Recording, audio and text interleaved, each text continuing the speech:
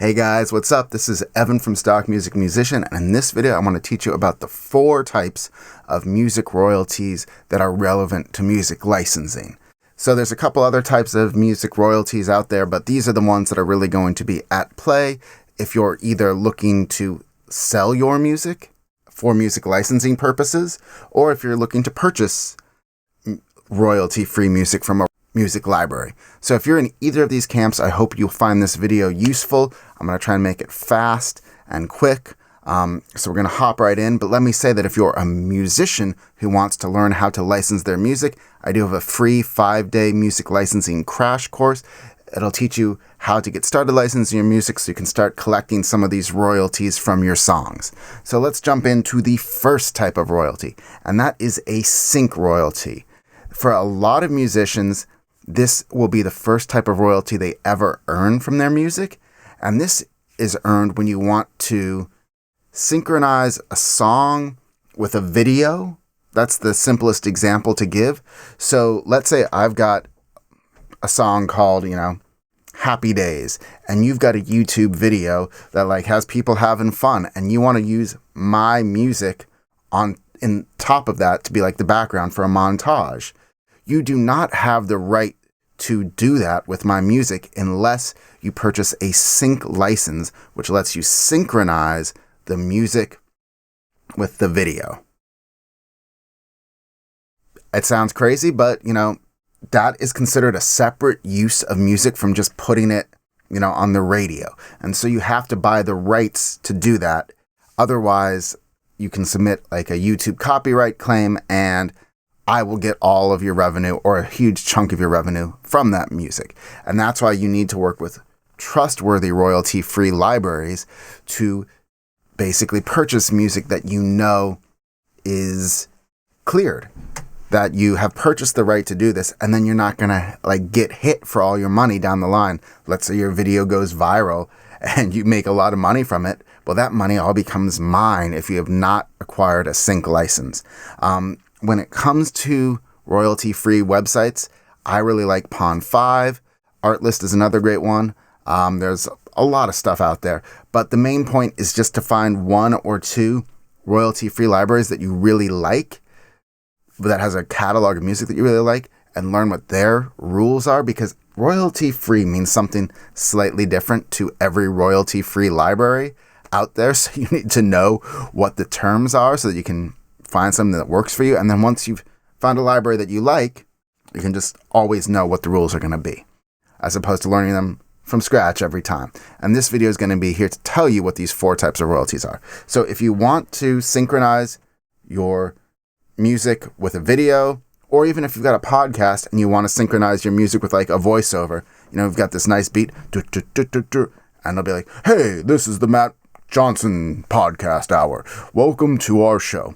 That is also going to be a sync license because you're synchronizing one audio with another audio.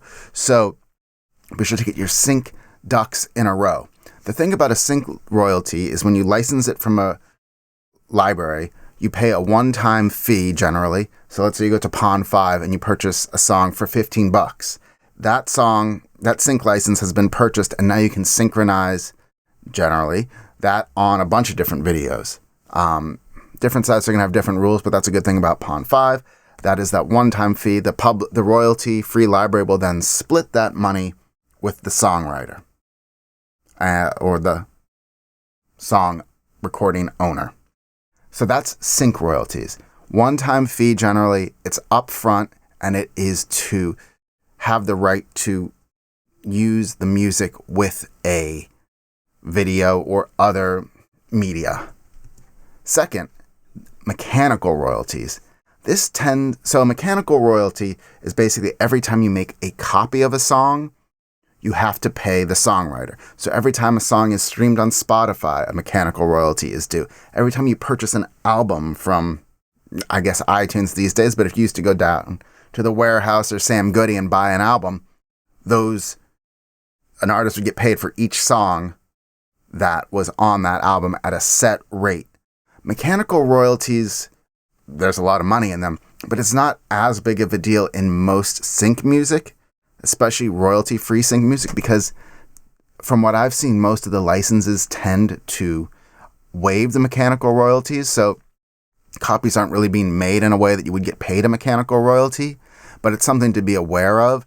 It can be on certain streaming platforms, like especially these days, maybe on Facebook, TikTok, things like that. Mechanical royalties could be due if your song is played. But most of that money usually comes from Facebook, not from your pocket. Usually, if you are the person licensing the song, the mechanical royalty chunk is not going to come out of your pocket. It will come out of the platform where the copies are being made. They have a license to do that. So let's say, you create a video and it goes and starts doing well on Facebook. There will be mechanical royalties, and there'll also be performance royalties, which we'll talk about in a second. But those mechanical royalties will be coming out of Facebook's pocket, not yours. Similarly, performance royalties, and these tend to be where the biggest amount of money is for music licensing. Anytime a song is performed in public, the songwriter gets paid. Now, a thing we need to be clear about, and this makes it really confusing, so I haven't mentioned it yet, but when you look at a song recording, there is both the person that owns the song, the recording of the song, and there's the songwriter who has a right to the underlying song. So let's say that I record a copy of Hey Jude by the Beatles. Well, I own that recording of it. Paul McCartney and John Lennon would still get paid as the songwriters for a public performance of that version of it. So I would get the mechanical royalties essentially, but they would get the performance royalties. Let's say that you want to record a song, let's say. Every time that song is played publicly, performed publicly, which would be like in a restaurant or at a store or on TV, the songwriter gets paid a royalty from the place where that song was performed. So every TV station, just about, aside from maybe the Discovery networks, gets a license from the major performing rights organizations like BMI, ASCAP, etc., to play music by songwriters that are represented by those PROs. And then what they do is they apportion that license fee based on the number of songs that are played and whose songs are played on that network and send a check to the songwriter. Again, none of that money comes out of your pocket as the person that has purchased a royalty-free license. So let's say, you're working on a TV show and it ends up getting on ESPN 7, something like that. You have paid your $20 or your $15 for your sync fee, and that's it. You don't need to pay another dollar more. That sync fee is split by the songwriter, the artist, however they have decided to do it. Then you go and the show gets played on ESPN 7. Well, that will generate performance royalties, which are paid by ESPN 7 to the PRO, and then the PRO pays the songwriter of that song their royalties. So you are not paying that. You don't have to worry about that. One thing you may have to worry about, although this is usually probably where you are in the process of this, you're not filling out something called a cue sheet, but essentially the creators of the show have to file regular updates of all the music that's included in the shows, and that's how the PROs know who to pay and how much to pay them. So that's performance royalties. These can be really big, especially if the song is played a lot on TV, and the more prominent it's played, the better. I have one song that's made me thousands of dollars from performance royalties, and I sold one license of that, but then it was performed so much on TV that I made way more on the back end than I made on the front end. And you'll hear a lot of people in the music licensing industry that say that performance royalties or the back end is where they make most of their money. Again, if you want to learn how to license your own music and start making back-end royalties, front-end royalties, sync fees, all this. I've got that free 5-day crash course. You can click on the link and join it. The last type of royalty that can be relevant for royalty-free music is master use royalties, which are basically like if they want to like remix your song, sample your song, take it apart and like just use elements of it in the background. These are all situations where a master use license could be at play, and generally, as you would expect, they have to pay more for this. It's also more complicated. I'm not going to get into it too deep because, frankly, it's not what I generally see, but if you're looking to do something much more creative with a song in the context of your video than just, edit point A to edit point B as the background, you may need to look into getting a higher level of license called a master use license. And that could involve having to directly contact the owner of the song as well as the songwriter.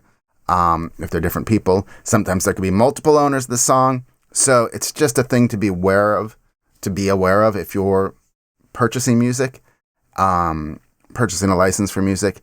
And also if you're a musician, if you ever get somebody hitting you up being like, hey, I like your track, I'd like a master use license for it. Just kind of, it's a thing to be aware of, that you have a right to ask for something in return. And if somebody has used your music without acquiring a master use license, you may have some recourse.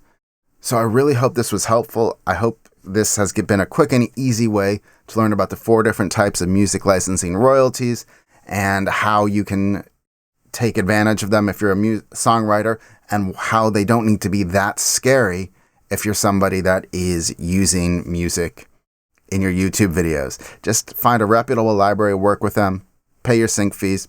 You're probably golden. If you got any questions, don't hesitate to leave them below. Thanks so much for watching. Bye.